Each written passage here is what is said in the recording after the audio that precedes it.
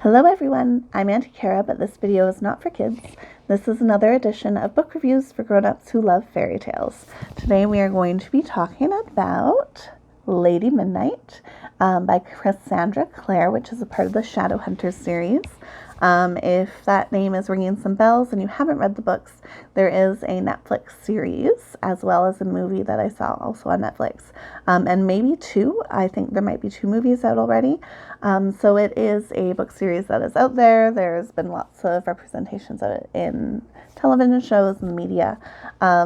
And my friend Jacqueline actually recommended it to me, and I had it on my bookshelf already. It was one of those impulse buys by the register that I just picked up last minute. So when she recommended it and I had it, I was like, okay, let's do it. We're going to do it for the YouTube video.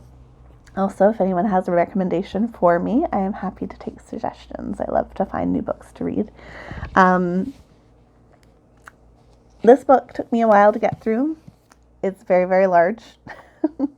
And I did find it starts a little slow. It wasn't one that I loved right away and couldn't put down. I kind of had to push myself to do it. But that said, once I got about a third to half the way through, I was hooked. Like, it was amazing. The first thing I want to talk about is that there is a lot of different representations of different types of humans in this story, and I really appreciate that. They talk about different sexual orientations. There's a vast array of different sexual orientations for the characters. They also talk about mental health stuff, different types of relationships. And there is a character that, while they don't come out and say he's autistic, a lot of the things he struggles with is, things like sensory overload and stimming and needing to be focused on one passion at a time, that sort of thing. So in that way, they touch on it without, naming it. But they do a really good job of providing characters that are accepting and want to find ways to allow for inclusion and make alterations to training programs and expectations to allow them to feel fully a part of the group and to participate fully in the family's life. And I really appreciate that. Like, representation is so important. There's lots of different races, lots of different skin tones, and, there's all sorts of parallels with fairy community and downworlder community that really works with our own society, our own mundane world that's not always so mundane. So I really appreciated that. I did not expect it. It's a book that has a lot of, it takes a lot of inspiration from Christian theology. So that wasn't something I was anticipating. It was a pleasant surprise. As far as the story goes, it's, very fantastical about Shadowhunters, who are these half-angel sort of beings, and they are there as guardians of humans and other creatures who are trying to do good and not harm people. They are the hunters of demons and different types of creatures that are trying to hurt and kill and maim, and conspiracies and all that sort of stuff. So, the mystical, magical side of me really quite enjoyed that.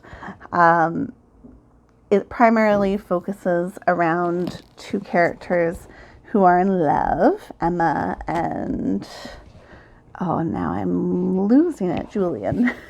There we go. Emma and Julian. But they are parabody, and in this world, parabody it's a union that is other and greater than romance unions.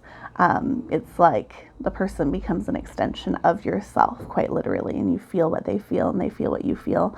And your magic works more intensely on each other. But parabody are not allowed to fall in love. And it talks about why at the end. So hold on to that. It's a doozy. I won't spoil it at all. But I quite enjoyed that romance play where they've cared about each other for so long and so intensely without anticipation of romance, which is really beautiful, and kind of watching them navigate those new feelings, or it's more like admitting feelings that they were denying, is quite nice. And there's a few romances that go through here, and it's nice. It's a nice escape to dive into that world and chase monsters and fall in love all over again and see the family drama. And, there was a war in the recent past that people are still reeling from. So it's a long read. It takes a bit to get into, but all in all, it is fabulous and fantastic and an excellent escape into a world that's a little bit more magical than our own.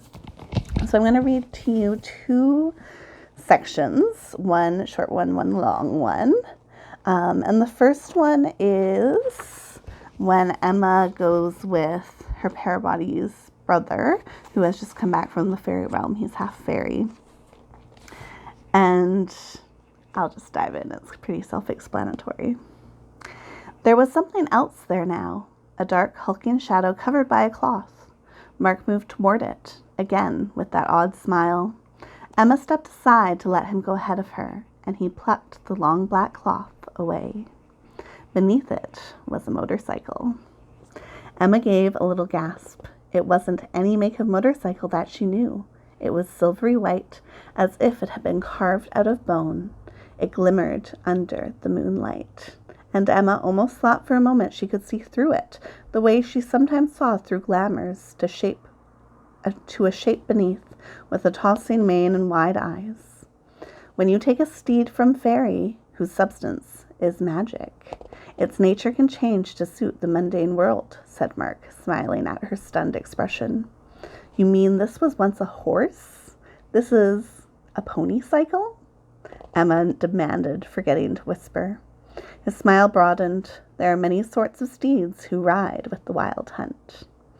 Emma was already beside the motorcycle, running her hands over it. The metal felt smooth like glass, cool under her fingers, milk white and glowing. She had wanted to ride a motorcycle all her life. Jason Clary had ridden a flying motorcycle. There were paintings of it. Does it fly? Mark nodded, and she was lost. I have quite adventures on that one.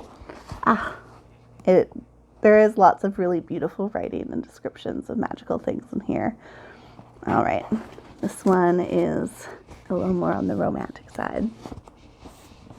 Julian's dark curls were wildly tasseled, and when he drew her near him, she could smell the clove spice of his cologne, the faint scent of paint underneath.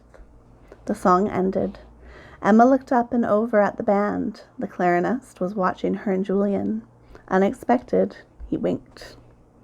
The band struck up again, this time a slower, softer number. Couples moved together as if magnetized, arms wrapping around necks, hands resting on hips, heads leaning together.